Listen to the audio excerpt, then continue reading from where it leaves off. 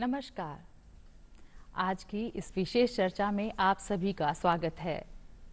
आज हमारी चर्चा का विषय है सशक्त महिलाएं कितनी सशक्त।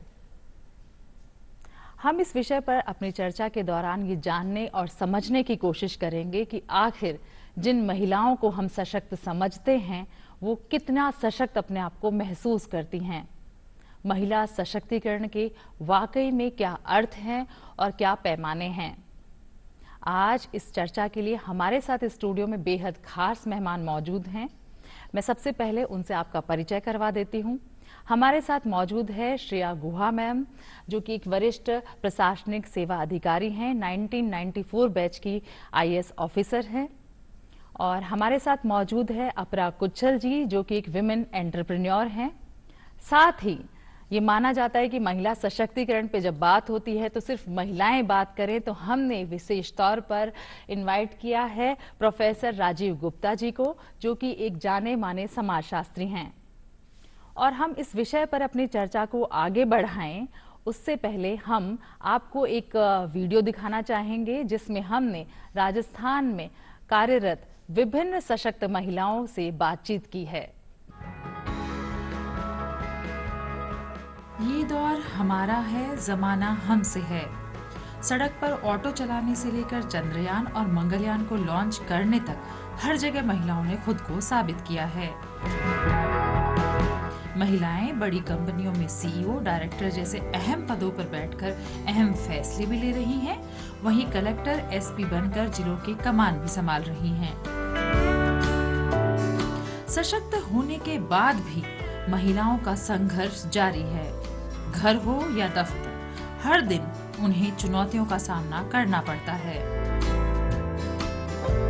देखिए, चुनौतियां तो सभी के जीवन में होती हैं और सभी की सिचुएशन में वो वेरी करती हैं। सबसे पहली चुनौती तो यही होती है कि समाज ये देखता है ये महिला है, ये क्या करेंगी, ये हेल्पलेस है या इनको सहायता की ज़रूरत है। कभी कभार ऐसा लगता है कि महिला होने की वजह से आपके ऊपर एक जो स्टीरियोटिपिकल इमेज है, जो पितृसत्ता की एक हमारी सोसाइटी की इमेज है, वो कहीं ना कहीं आपके ऊपर एक ज़्यादा नेगेटिव अप्रोच डालती है। रोज़मर्रा की जीवन अपनी शैली है, उसमें बहुत संघर्ष अभी भी करना पड़ रहा है। दफ्तर की भागदौड़ के बीच घर की जिम्मेदारी निभाने की उम्मीद भी महिलाओं से ही की जाती है।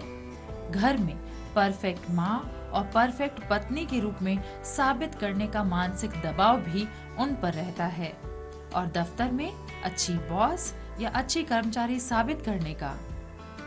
घर और दफ्तर की इस दोहरी जिम्मेदारी को निभाते हुए कई बार महिलाएं तनाव और अवसाद में आ जाती हैं। प्रोफेशनल स्फेयर में काम करते करते कई बार एज लेडीज़ हमको फील भी होता है कि हमारे जो फैमिली कमिटमेंट्स हैं कहीं वो बैक सीट ना ले लें, कहीं हमको जो हमारे फैमिली को, हमारे चिल्ड्रन को जो समय देना चाहिए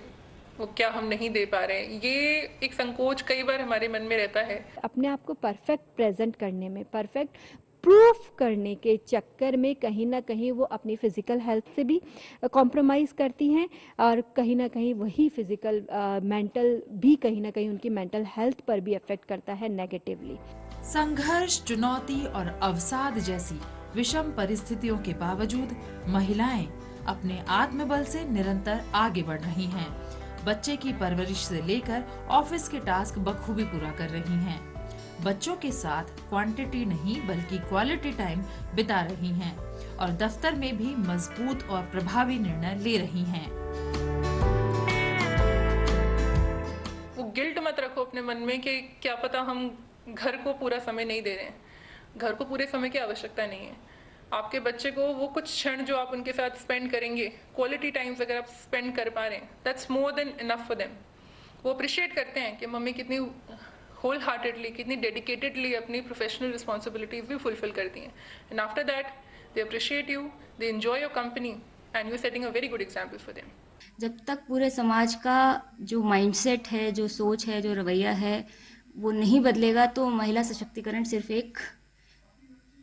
कंसेप्ट की तरह ही रह जाएगा। तो मेरा हमेशा यही रहता है कि महिला सशक्तिकरण के लिए हमें पूरे समाज को, सोसाइटी एज अ होल का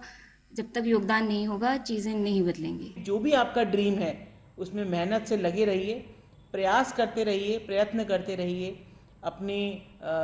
इच्छा शक्ति को मरने मत दीजिए, किसी को भी आपके ऊपर हावी होने मत दीजिए। मेहनत ही इसका एक रूप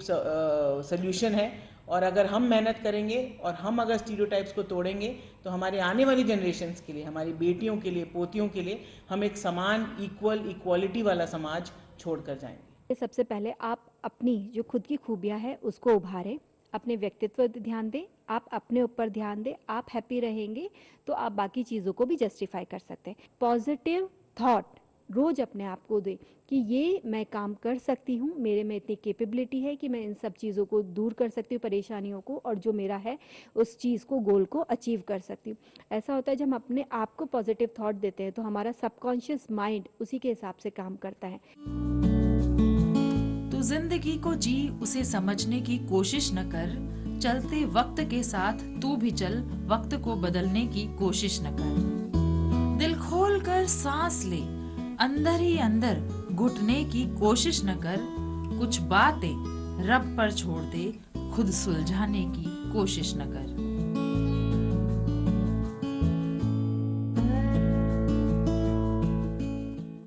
और अब हम अपनी चर्चा को आगे बढ़ाते हुए सबसे पहले जानना चाहेंगे श्रेया गुहा मैम से कि वाकई में उनकी जो यात्रा रही है 1994 में वो ऑफिसर बनी और उन्होंने उस दौर से महिला सशक्तिकरण को बेहद करीब से देखा है। जो हमारे वर्क प्लेस है वहाँ पे किस तरीके के बदलाव आए हैं उन्हें महसूस किया है। तो मैम आपसे जानना चाहेंगे कि वाकई में जो हम बात करते हैं कि महिलाएं जब वो अपने पैरों पर खड़ी हो जाती हैं तो वो सशक्त हो जाती हैं, वो वाकई में कितना सही है? नमस्कार। बहुत अच्छा सवाल है आपका, क्योंकि हम आम तौर पे यही सोचते हैं कि अगर महिला किसी प्रोफेशनल करियर से जुड़ जाए या नौकरी पेशा हो जाए तो वो अपने आप में सशक्त हो जाती है, पर ऐसा नहीं होता है। क्योंकि जो हमारा वर्क प्लेस है वहाँ तरह तरह के लोग आते हैं, उनके भी अपने बैकग्राउंड्स होते हैं, तो कुछ वो परसेप्शंस लेके आते हैं, अलग विचारधारा होती है। तो जो एक सोशल सर्कमस्टेंसेस हमें पूरे समाज में दिखती हैं वही परिलक्षित होता है हमारे वर्क प्लेस में। तो जो एक मानसिकता आपके आसपास के लोगों की होती है, जो उनकी विचारधारा होती है, तो कई बार वो आपको उन आँखों से देखते हैं। तो अगर वो अपने आप में ये समझते हैं कि महिला अगर वर्क प्लेस में है तो शायद वो उसी स्तर पे या उस कार्यकुशलता से नहीं काम कर पाए जिस तरह से पुरुष करते हैं, तो आपको कभी कभी वो ऐसा महसूस भी करा देते हैं। पर किस तरह से आप उस को सामना आप करते हैं, उनके विचारों का किस तरह से आप अपने आप को प्रूव कर पाते हैं, आपकी काबिलियत धीरे धीरे लोगों को दिखती रहती है। उससे ना केवल आपका कॉन्फिडेंस बढ़ता है, पर साथ ही जो लोगों की मानसिकता है उसमें भी आपके वर्क प्लेस में काफ़ी चेंज आ जाता है।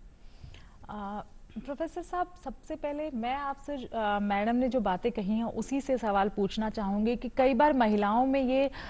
सवाल बचपन से ही आता है कि हमें हमेशा अपने आप को प्रूव करना पड़ता है, यानी कि अगर उन्हें आगे पढ़ाया जा रहा है तो वो उसे साबित करें कि उन्हें जो अपॉर्चुनिटी मिली है वो ठीक मिली है। अगर महिलाएं किसी कार्यस्थल पर है, उन्हें किसी जॉब के लिए चुना जाता है तो वहाँ पे वो फील करती है कि उन्हें एक एक्स्ट्रा दबाव महसूस होता है कि उन्हें अपने आप को प्रूव करना पड़ता है। तो इसके पीछे आप किस तरीके की मानसिकता जो है वो देखते हैं?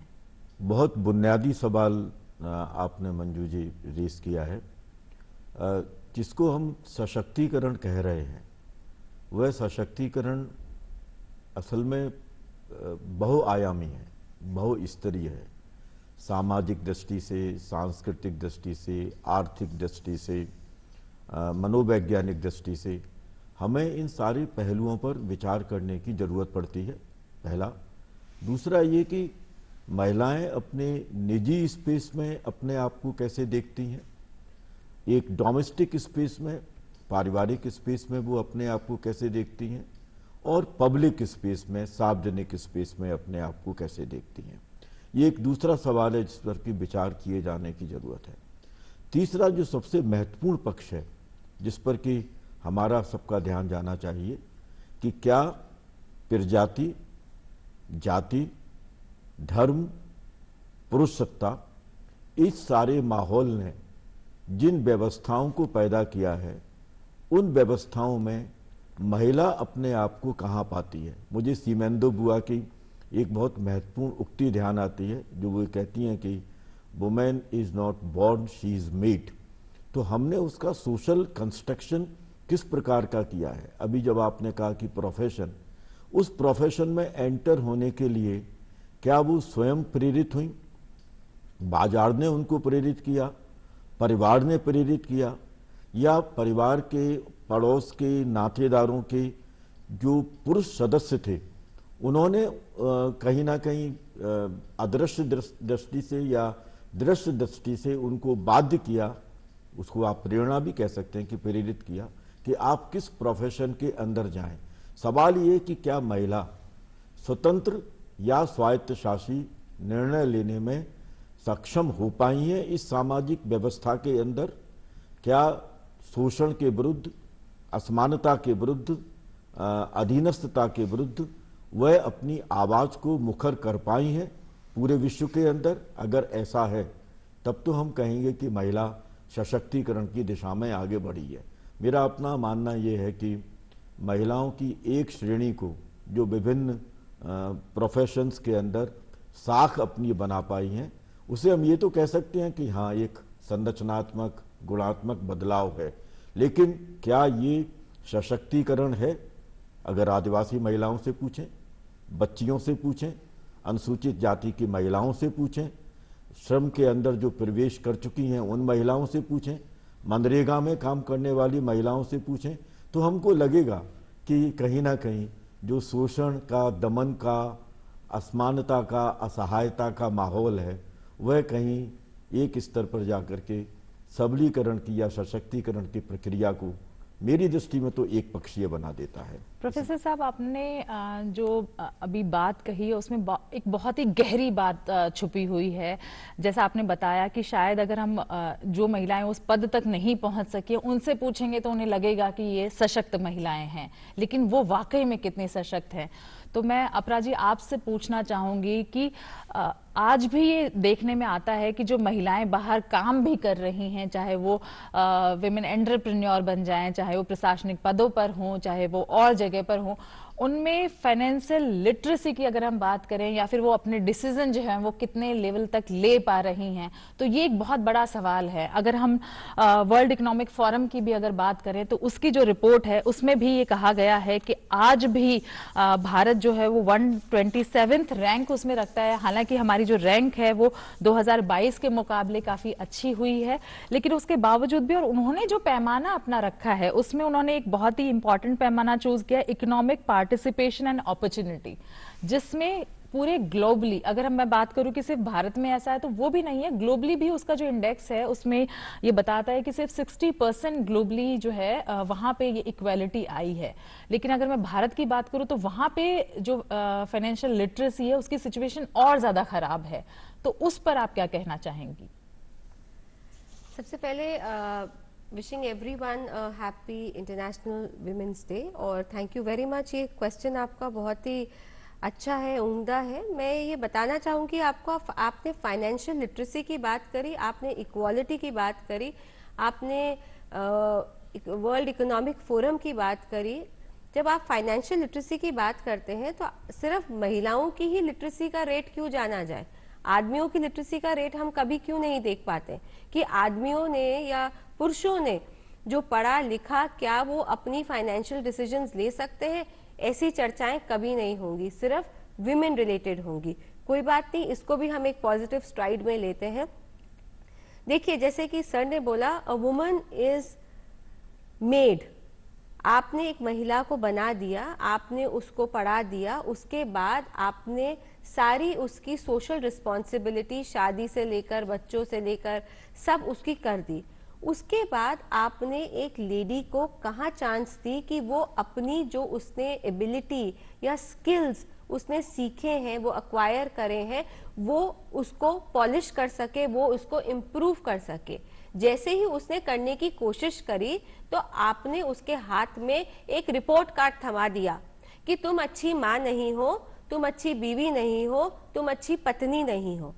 क्योंकि हमारी इंडियन सोसाइटी एक बहुत ही क्लोज नेट सोसाइटी है, तो वो गिल्ट फैक्टर में आकर या किसी भी फैक्टर में आकर उसने सब कुछ छोड़ दिया। एज अ रिजल्ट वो वही करा उसने जो उसको उस समय प्रॉपर लगा।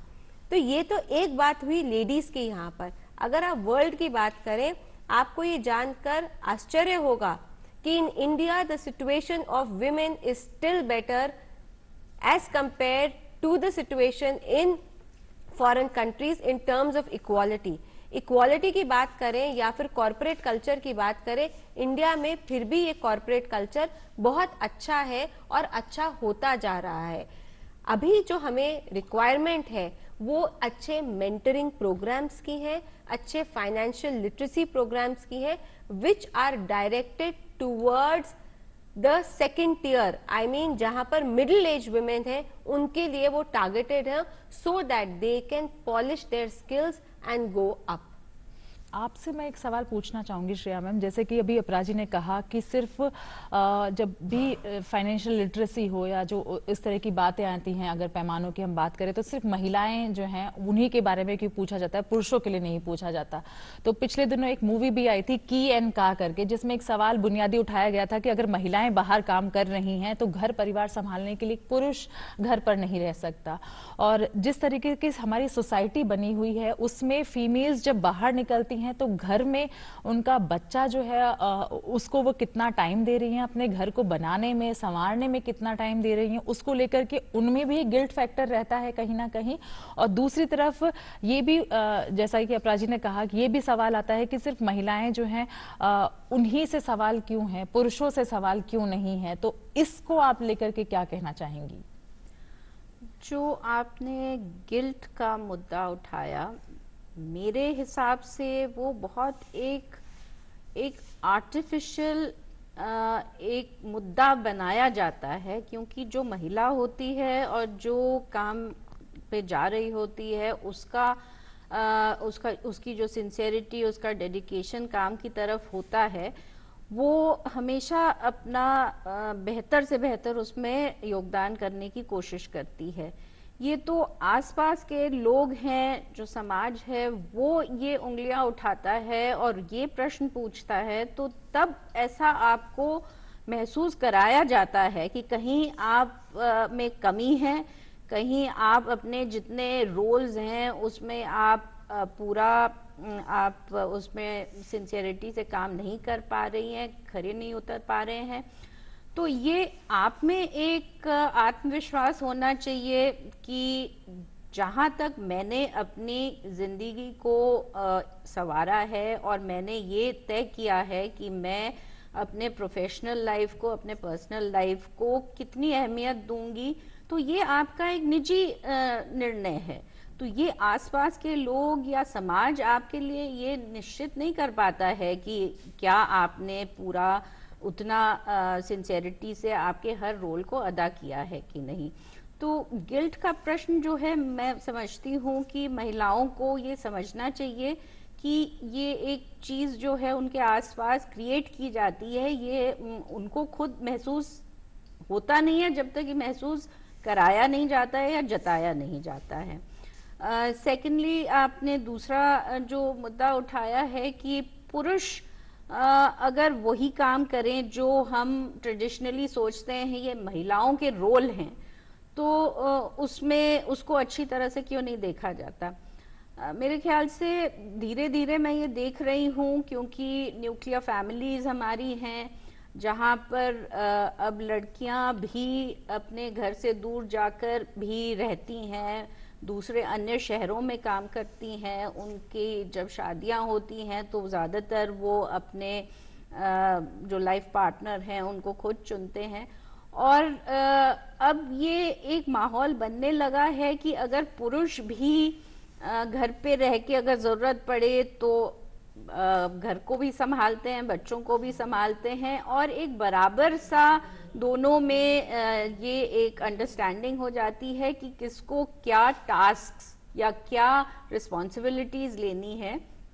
तो ये शहरों में कम से कम या युवा वर्ग में तो मुझे दिखता है। हाँ, ट्रेडिशनली हमें शायद हमारी जो सोसाइटी है वो महसूस कराती है कि ये महिलाओं के रोल हैं और ये पुरुषों के रोल हैं, या मैंने तो यहाँ तक देखा है कि भाई और बहन दोनों स्कूल जा रहे हैं, पर जब घर आते हैं तो ये बहन का काम होता है कि भाई के लिए वो पानी लाए या खाना परोसे। तो ये एक पारंपरिक हमारी सोच तो है, पर मैं ये समझती हूँ कि ये धीरे धीरे बदल रही है, और केवल एक ही चीज इसमें हमारे परसेप्शन को चेंज कर सकती है, वो है कि हम कितनी शिक्षित होती जा रही हैं, हमारी महिलाओं को कितना एक्सेस मिलता है शिक्षा की तरफ, और कितना स्पेस मिलता है कि अपने आप को वो जिस तरह से अभिव्यक्त करना चाहें वो कर पाएं।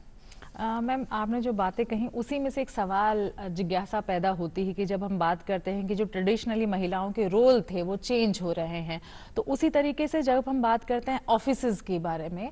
तो वहां पे भी चेंज हो रहा है, क्योंकि जहां पर लोगों को ये आदत नहीं थी किसी महिला को देखने की, वहां पे महिला बॉसेस उनके पास में आ रही हैं, वो देश की, वो हमारे ऑफिसेज की, बहुत सारे डिपार्टमेंट्स की कमान संभाल रही हैं। जैसा कि हमने अभी वीओ पैकेज में देखा था कि कई बार यूनिफॉर्म में महिलाओं को देखने की आदत नहीं होती है कि वो इतने सारे पुरुषों को लीड कर रही हों। तो वहां पे किस तरीके के चैलेंजेस जो हैं वो महिलाएं महसूस करती हैं? 30 साल का करियर हो गया है, 94 से मैं देख रही हूँ, और मेरे देखते देखते ही इन सालों में बिल्कुल ज़मीन आसमान का फ़र्क हो गया है। क्योंकि जब मैंने नौकरी शुरू की थी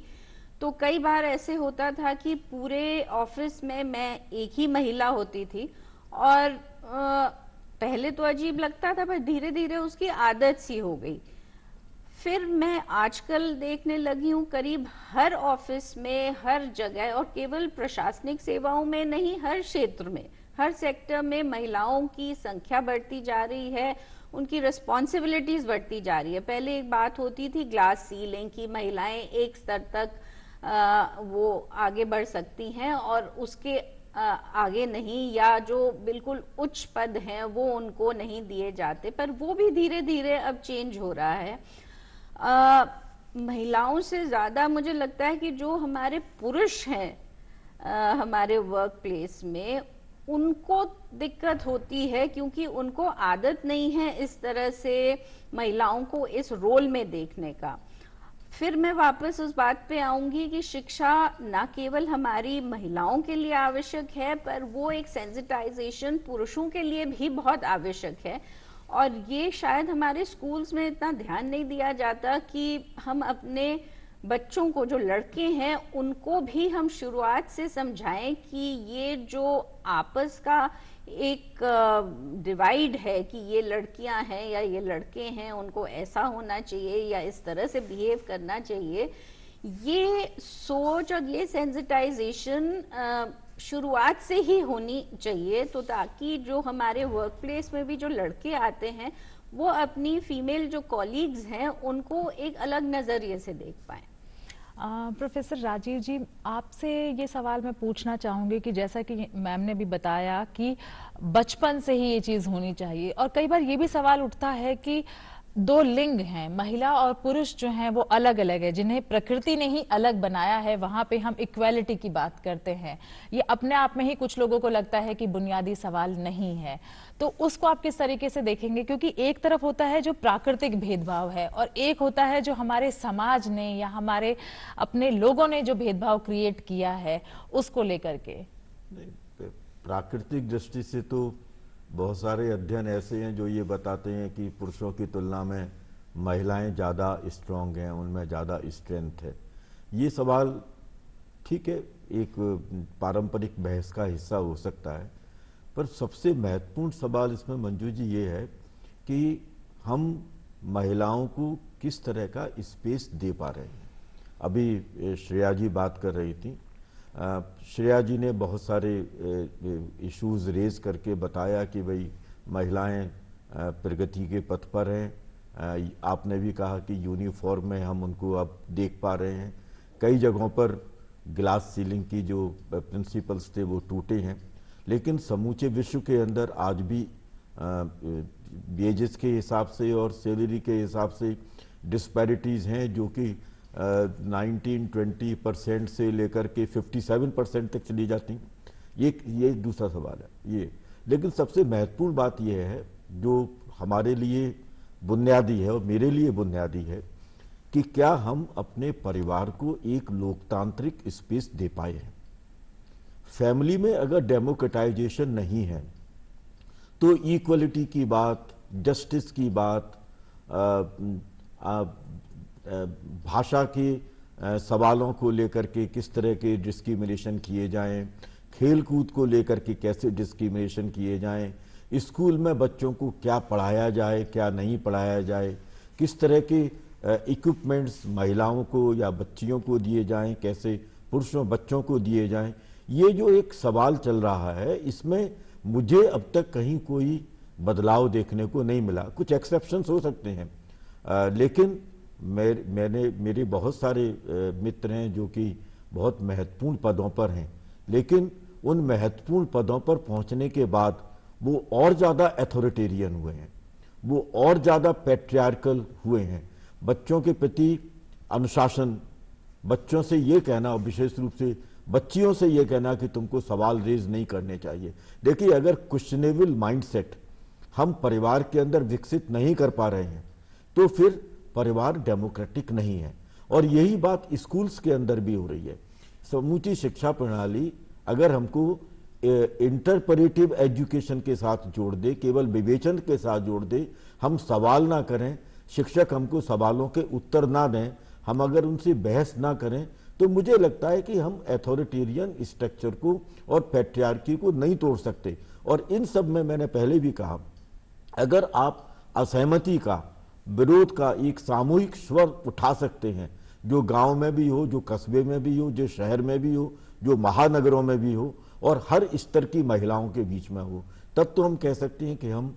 सबलीकरण की या आपके एम्पावरमेंट की प्रक्रिया में एक बहुत महत्वपूर्ण भागीदारी कर रहे हैं, आगे बढ़ रहे हैं। पुरुषों को भी उसमें भागीदारी करनी चाहिए। देखिए, सेक्सुअल हैरेसमेंट का कानून बना हुआ है वर्क प्लेस के ऊपर, लेकिन उसके बावजूद सेक्सुअल हैरेसमेंट है। और जब मुझे लगा, शायद श्रेया जी को, उनको पता होगा, अंजना जी को, कि जब मी टू का एक आंदोलन चला तो उस मी टू के आंदोलन के अंदर पुरुषों ने जिस तरह का रिएक्शन किया, वो रिएक्शन चौंकाने वाला था, क्योंकि उनको लगा कि उनकी समूची प्रतिष्ठा दांव पर लग गई है। ये सब कुछ हो क्या रहा है? हम जब तक एक ओपननेस के डेमोक्रेटिक माहौल में अपने इन सारे पक्षों को प्रस्तुत करने में असमर्थ रहेंगे, विशेष रूप से महिलाओं के संदर्भ में और महिला पुरुषों के संदर्भ में, तब तक मुझे लगता है कि एम्पावरमेंट का जो एक वैल्यू है, वो वैल्यू प्रभावी तरीके से लागू नहीं हो सकती। इसके लिए बहुत बड़े आंदोलन की जरूरत है। फेमिनिज्म के मूवमेंट उसमें हुए हैं, लेकिन फेमिनिज्म अब धीरे धीरे न्यूट्रलाइज हो रहा है और ये हमारे लिए भी चिंता की बात है। अपरा जी, मैं आपसे जानना चाहूंगी कि जो एक आर्थिक क्षेत्र है, जिसके लिए पहले ये माना जाता था कि एक छत्र राज जो है वो पुरुषों का होता था, चाहे वो हम पुराने जमाने की बात करें, महिलाएं खेतों में काम करेंगी लेकिन उसको बेचने पुरुषों को जाना है, महिलाएं जो हैं वो बनाएंगी चीजें लेकिन व्यापार का काम पुरुषों को करना है, वहां पर महिलाएं जो हैं वो अब आगे बढ़ रही हैं। तो ऐसे में आप किस तरीके का माहौल एक देखती हैं कि महिलाएं जब इस क्षेत्र में आगे बढ़ रही हैं? क्योंकि खासतौर से अगर मैं बाजार की बात करूं तो ये एक बहुत बड़ा चर्चा का विषय था कि बाजार ने महिलाओं को भी जो एक रोल दिया है वो ज्यादातर उन्हें एक आकर्षक वस्तु की तरह मान करके दिया गया है। तो उस लिहाज से आप क्या कहना चाहेंगी? देखिए, मैं ये बताना चाहूँगी आपको, क्योंकि अब करीबन 25-28 साल हो गए हैं कि मैं इस फील्ड में हूँ और मैं बहुत सारी महिलाओं से मिलती हूँ जो प्रोफेशंस और ऑक्यूपेशंस पहले थे,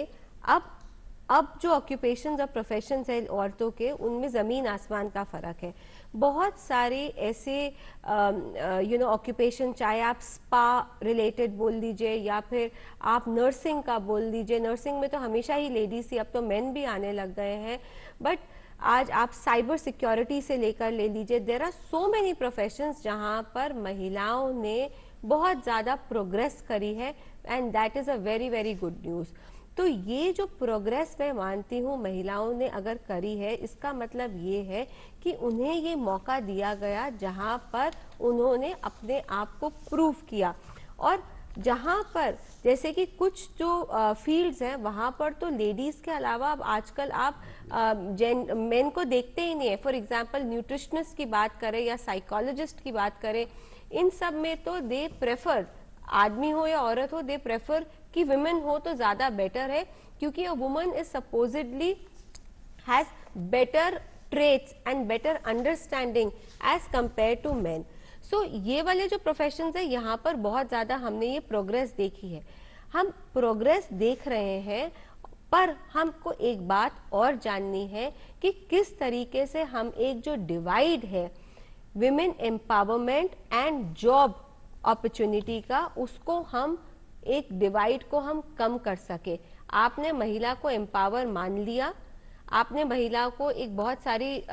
फैसिलिटीज दे दी जिससे वो एम्पावर हो गई। अब क्या अपॉर्चुनिटीज मार्केट में है उनके लिए, सो वो एक देखना बहुत ज़्यादा ज़रूरी है। एक लेटेस्ट सर्वे के अराउंड मतलब 2023 के लास्ट क्वार्टर में 22.9% of urban women were employed. तो कहने का ये मतलब है अभी भी वो जो एम्प्लॉयमेंट रेट है इन अर्बन एरियाज वो कम है। रूरल एरिया में आप देखेंगे तो घर घर से महिलाएं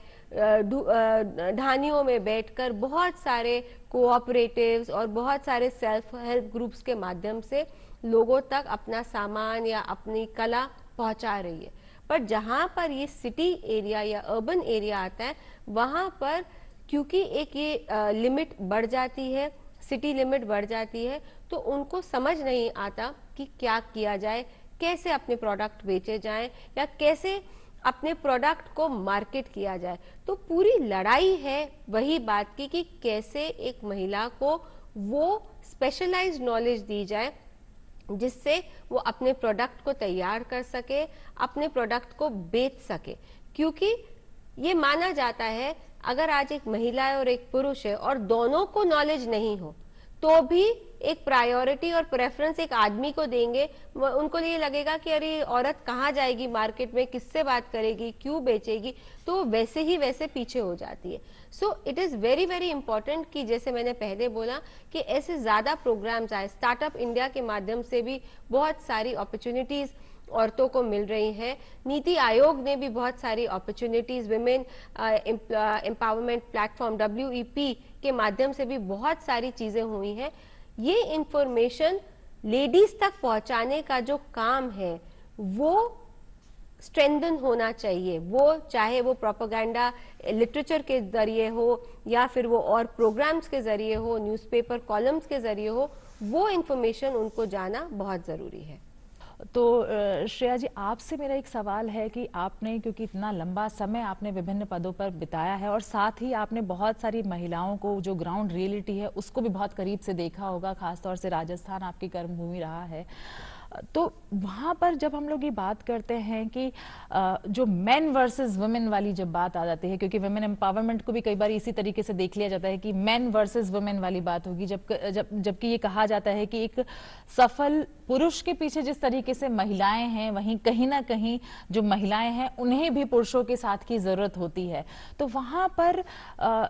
हमें भी ऑफिसेज में बहुत सारी चीजें देखने को मिलती है कि वहाँ पर कि ये इस पद को नहीं संभाल पाएंगी, ये बहुत ज़्यादा इमोशनल होती हैं, हार्ड डिसीजंस नहीं ले पाएंगी, या फिर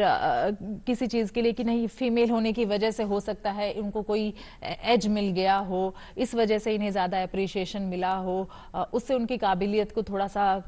कम करके आंक लिया जाता है। तो ये जो बहुत सारी चीज़ें मंडराती रहती हैं हमारे आसपास में, उन्हें आप कैसे देखेंगी? अगर मैं प्रशासनिक सेवाओं की बात करूं तो क्योंकि पहले ऐसे होता था कि बहुत कम महिलाएं प्रशासनिक सेवाओं में होती थी, तो एक तरह का ये एक माहौल बना दिया जाता था कि महिलाएं जो हैं कुछ चुनिंदा पदों पर ही काम करना चाहेंगी, या वो फील्ड ड्यूटीज नहीं करना चाहेंगी, या उन्हें आप ऑफिस में ही बिठाएं, वहाँ पर वो ज़्यादा कंफर्टेबल फील करेंगी। पर वो धीरे धीरे क्योंकि अब जितनी महिलाएं हैं इस क्षेत्र में, उन्होंने भी ये बहुत स्पष्ट कर दिया है कि वो किसी तरह का भी चैलेंज फेस कर सकती हैं और वो मुश्किल से मुश्किल एरियाज में काम कर सकती हैं, और जो वो एक चैलेंज है उसको वो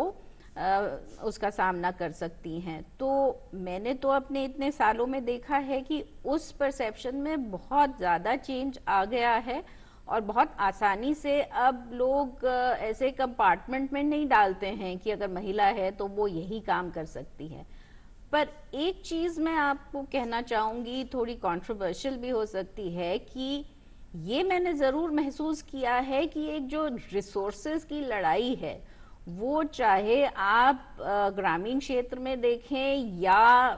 प्रशासनिक सेवाओं में देखें या अपरा जी जैसे कॉर्पोरेट सेक्टर में है वहाँ भी देखें, ये ज़रूर महसूस कराया जाता है कि अगर आपने पुरुषों को चैलेंज किया, आपने कहीं उनको ये कहा कि नहीं आप गलत हैं और मैं सही हूँ, और चाहे वो सही आप हैं, तब एक जो रिएक्शन आता है, तब जब वो ऐसा महसूस करते हैं, जैसे मी टू मूवमेंट का प्रोफेसर साहब ने अभी हमें उदाहरण दिया, जब वो अपना जो उनका फीफडम है, अपना स्पेस, जब उसको वो महसूस करते हैं कि उसमें किसी तरह का थ्रेट हो रहा है, तब ज़रूर एक प्रतिक्रिया आती है और तब ये एक माहौल बनाया जाता है कि ये महिलाएं जो हैं बहुत ज़्यादा इमोशनल होती हैं, इस तरह से वो रिएक्ट कर रही हैं क्योंकि वो अपने आप को बहुत ज़्यादा इमोशनली नहीं कंट्रोल कर पा रही। ये मैंने ज़रूर महसूस किया है, पर वो भी धीरे धीरे आप देखना कि महिलाओं में भी वो अब इतना कॉन्फिडेंस आ रहा है और ये महिलाएं समझ चुकी हैं कि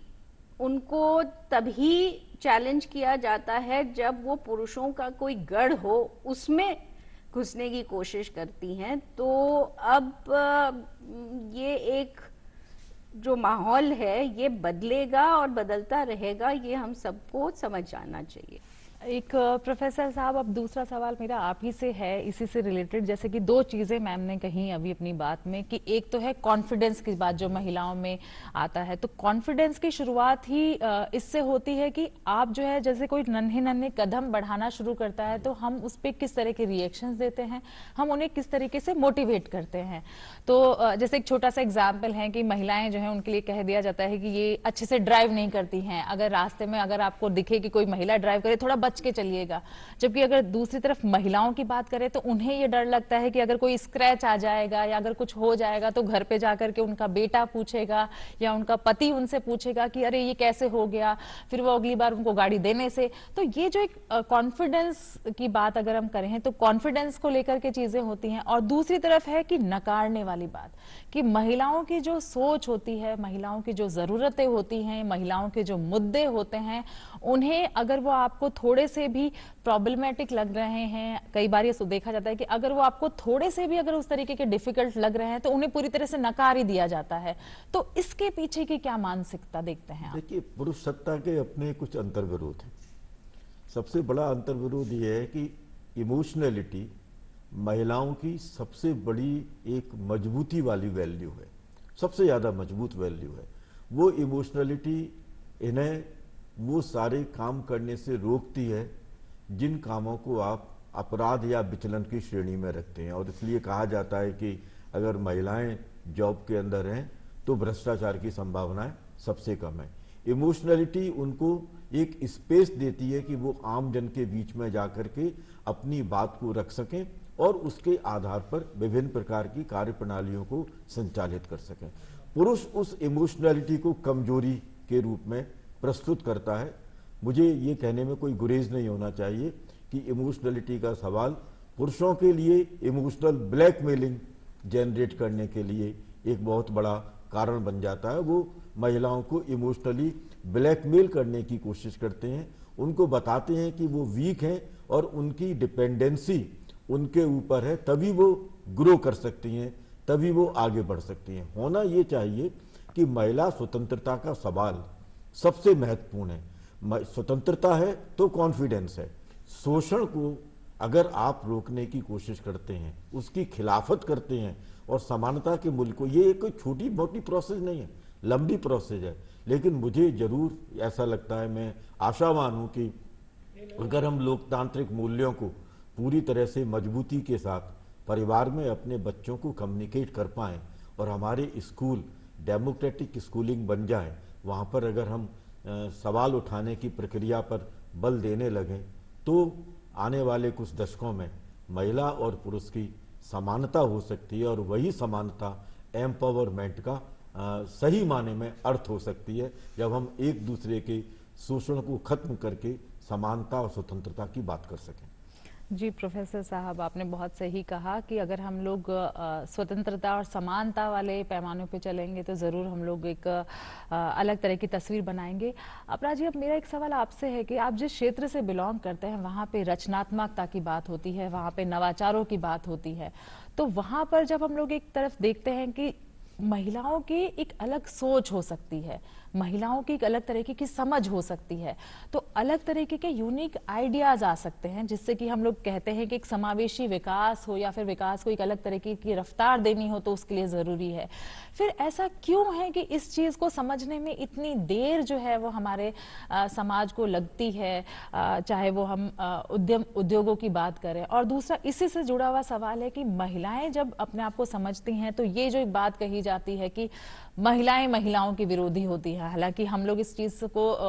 ये काफी एक विरोधाभासी सवाल है, लेकिन उसके बावजूद में भी आपको क्या लगता है कि जब हम लोग उद्यम के क्षेत्र में दूसरों को अवसर देने की बात करते हैं कि आपने कुछ अपना एक सेटअप क्रिएट किया, फिर दूसरे महिलाओं को या उनको अवसर देने की बात है, तो वो किस तरीके का ट्रेंड आपको आपके क्षेत्र में देखने को मिलता है?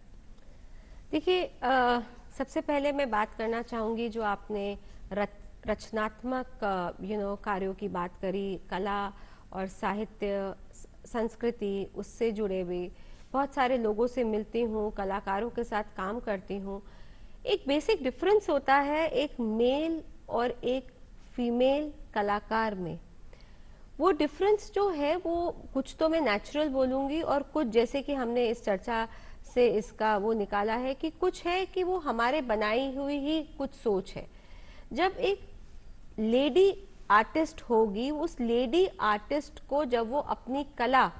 बाहर दिखाना चाहेगी या अपने कला के माध्यम से कुछ पैसा कमाना चाहेगी फॉर एग्जाम्पल, या फिर उसको इस्टेब्लिश करना चाहेगी, तो उसको उसका जो एक प्रोसेस है वो प्रोसेस एक बहुत लंबा प्रोसेस हो जाता है, क्योंकि कहीं ना कहीं पर उसको अपने आप को प्रूव ज्यादा करना पड़ता है as compare to a male artist. तो ये तो थी कला और संस्कृति की बात, पर मैं एक बात इसमें जरूर कहना चाहूंगी कि साहित्य के क्षेत्र में औरतें अब बहुत ज्यादा, we are seeing women writers a lot, बहुत सारी औरतें हैं जो ऑथर बनी हैं और बहुत अच्छा और बहुत ही उम्दा लिख रही हैं। अब आपने जो बात आपकी महिला ही महिलाओं की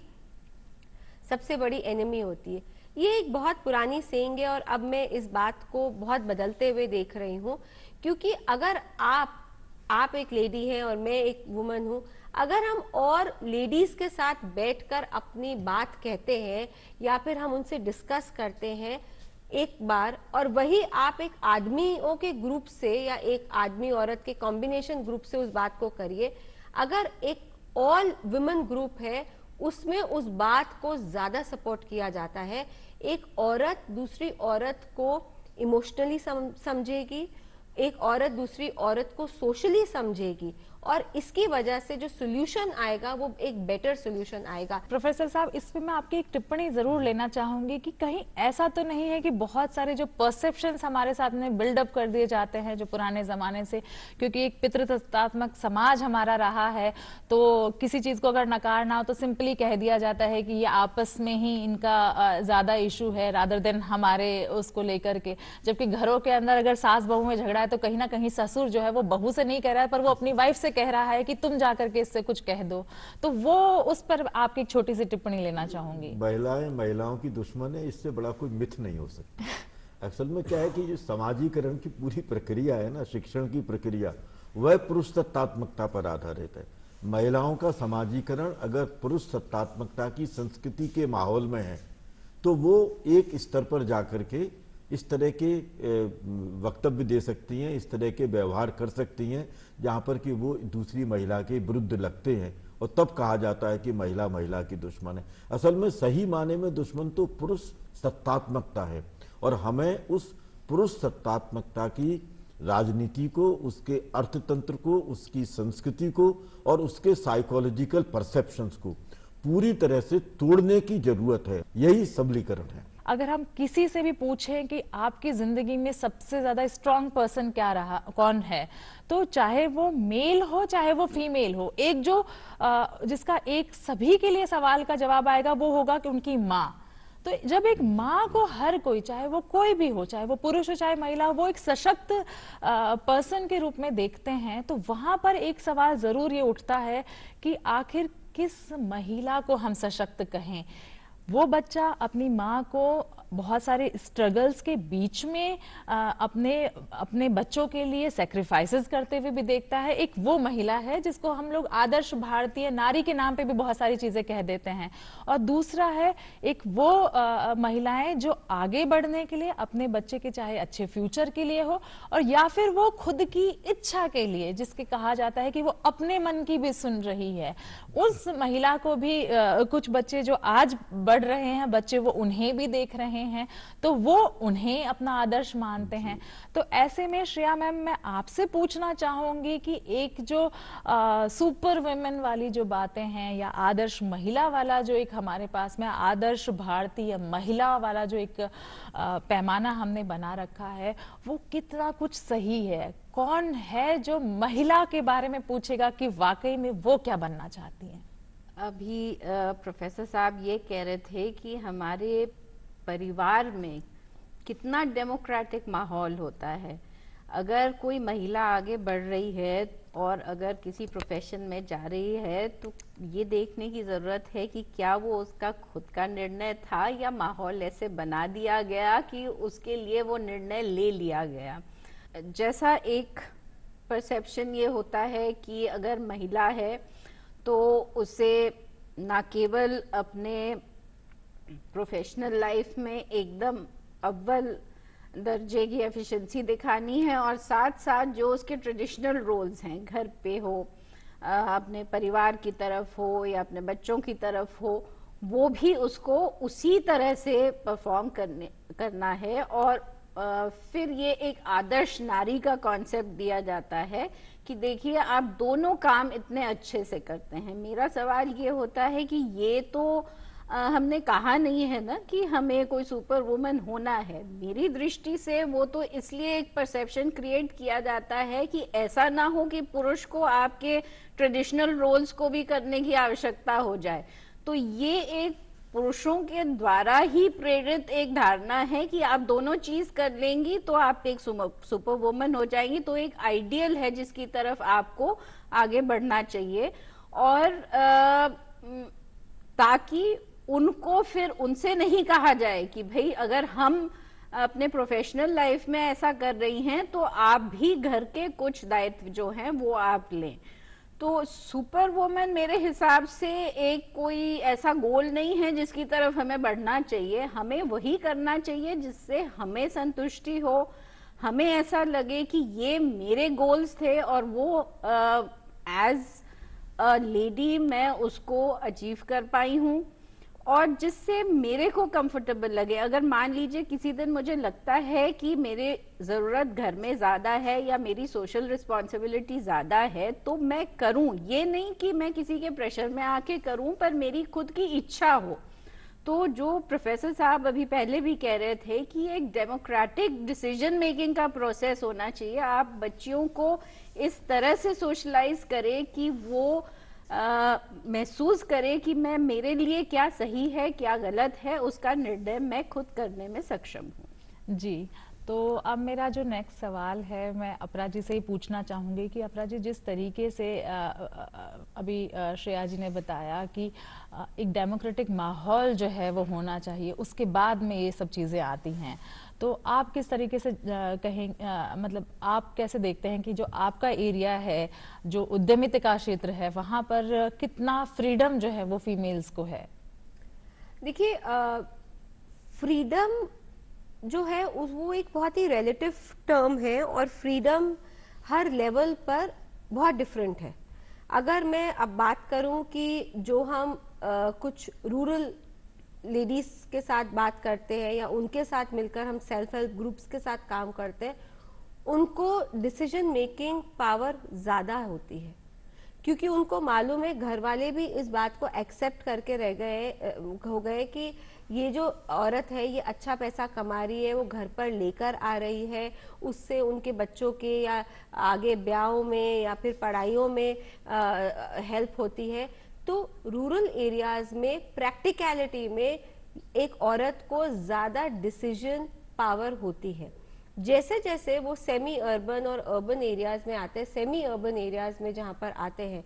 मिडिल लेवल पे, वहाँ आप देखते हैं कि वहाँ पर वो डिसीजन मेकिंग जो होती है वो बहुत ज़्यादा मुश्किल होती है, क्योंकि वही एक लेवल है जहाँ पर मानसिकता बदलने की बहुत ज़्यादा ज़रूरत है। वहाँ पर एजुकेशन जो है वो आधी अधूरी आई है, इसीलिए वो कहीं ना कहीं बीच में रह गए हैं कि ज़्यादा दें तो उनको लगता है इनसिक्योरिटी होती है कि पता नहीं औरत क्या करेगी, मुझे छोड़कर चली जाएगी या घर को ध्यान नहीं रखेगी, ज़्यादा पढ़ लिख गई तो इसकी शादी कैसे होएगी, हमारी कास्ट और कम्युनिटी में तो इतने पढ़े लिखे लड़के नहीं आते। ये एग्जैक्ट मैं आपको प्रैक्टिकल सिचुएशन बोल रही हूँ। और अगर हम बात करें बिल्कुल ही मॉडर्न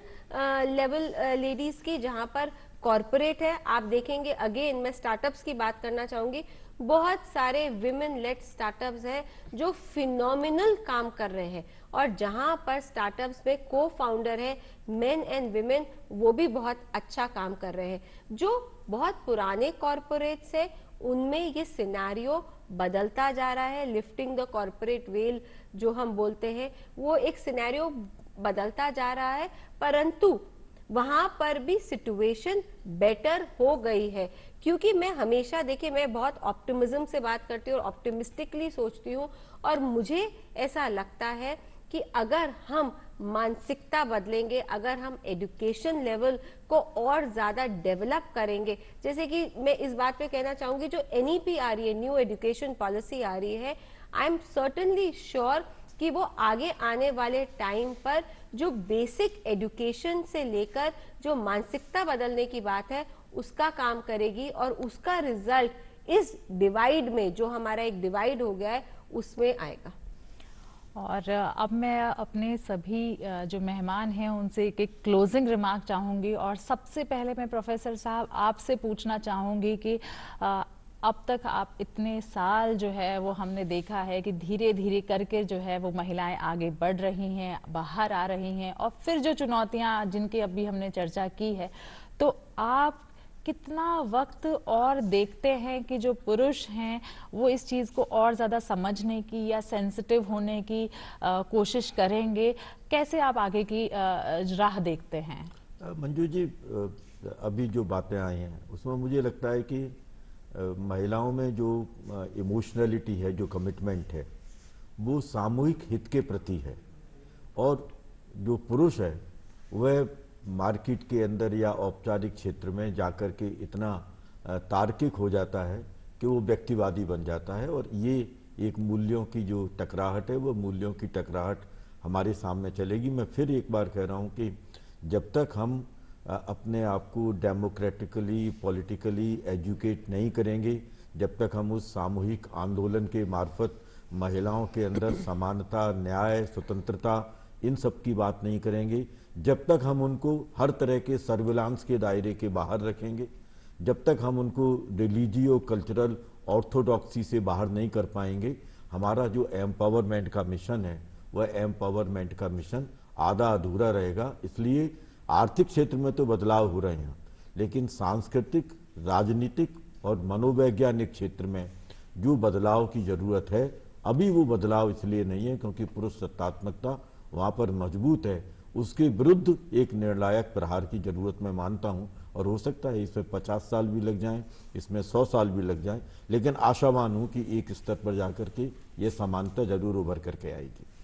जी अपराध जी, और आप क्या कहना चाहेंगी कि महिलाएं, सशक्त महिलाएं आखिर कितनी सशक्त हैं, उस पे आपके क्लोजिंग रिमार्क्स। सशक्त महिलाएं बहुत ज़्यादा सशक्त हैं और सशक्त आगे होंगी। आपके कार्यक्रम के माध्यम से उन सभी तक ये बात पहुंचाना चाहूँगी कि अगर आपके घर में बहू, बेटी, आपकी पत्नी अच्छा कार्य कर रही है, अच्छा काम कर रही है और ऊपर बढ़ रही है, तो ये मत सोचिए कि उसका कैरेक्टर खराब है, क्योंकि हमेशा जब भी प्रोग्रेस एक लेडी की होती है तो ये उसको मान लिया जाता है कि अरे ये तो ऐसे ऊपर बढ़ गई होगी। ज़्यादा ज़रूरी है कि आप उसको पे विश्वास दिखाइए, उसका ट्रस्ट करिए और तभी वो ये सशक्तिकरण को और आगे लेके जा पाएगी। जी, और श्रेया मैम आपसे चाहेंगे कि एक जो संदेश है वो महिलाओं के लिए भी छुपा हो, और दूसरी तरफ जो पुरुष हैं जिनको ये लगता है कि महिला सशक्तिकरण की बात हो रही है तो एक तरीके से वर्सेस वाला होगा, तो ये चीज आप कब देखते हैं कि कब ये खत्म होगा?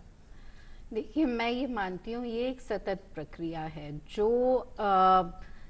जो हम कहते हैं सशक्त महिला, वो पहले अपने आप को जितना सशक्त मानती होगी, वर्ष दर वर्ष ये एक मैं चेंज देखती हूँ कि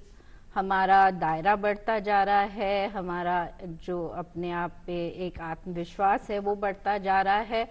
और कहीं ना कहीं जो हमारे साथ जो पुरुष काम करते हैं वो भी ये महसूस करने लगे हैं कि कितना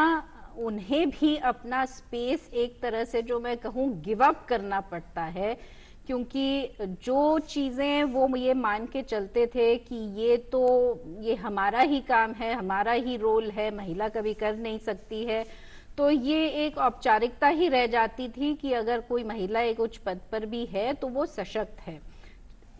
पर चाहे वो अपने घर में, चाहे वो अपने वर्क प्लेस में, वो जितना हमें एक स्पेस मिलता था वो अब बढ़ता जा रहा है, और ये कहीं रुकेगा नहीं। मैं तो हर जनरेशन में देखती हूँ कि हर जनरेशन में ये एक दायरा बढ़ता जा रहा है, और कहीं ना कहीं मैं तो चाहती हूँ कि हम एक स्टेज ऐसा आए कि हम ये जो पुरुष और महिलाओं का जो ये डिवाइड है, जिसके बारे में हमेशा हम चर्चा करते हैं, ये महसूस ही ना हो। हम एक तरह का ही हम मानसिकता हम रखें, एक तरह की ही हम सोच रखें और एक साथ आगे बढ़ें। जी, जिस तरीके से हमारे मेहमानों ने कहा कि अन्याय और असमानता किसी भी आधार पर अगर मानी जाए तो वो अमान्य होनी चाहिए, और आज हमारी इस चर्चा के पीछे हमारा उद्देश्य भी यही था कि सशक्त महिलाएं कितनी सशक्त हैं उस पर हम महसूस करें कि वाकई में हमारी जो महिलाएं हैं वो कितने चैलेंजेस को फेस करके आगे बढ़ रही हैं। हम उनका साथ दें और उनके उस कार्य को देखकर बाकी महिलाएं भी अपने आप को प्रेरित महसूस करें, और साथ ही पुरुषों को कभी ये नहीं लगना चाहिए कि ये अगर आगे बढ़ रही हैं तो ये उनके खिलाफ कुछ है। तो कहीं ना कहीं उन्हें भी ज्यादा सेंसिटिव होना पड़ेगा, उन्हें भी ज्यादा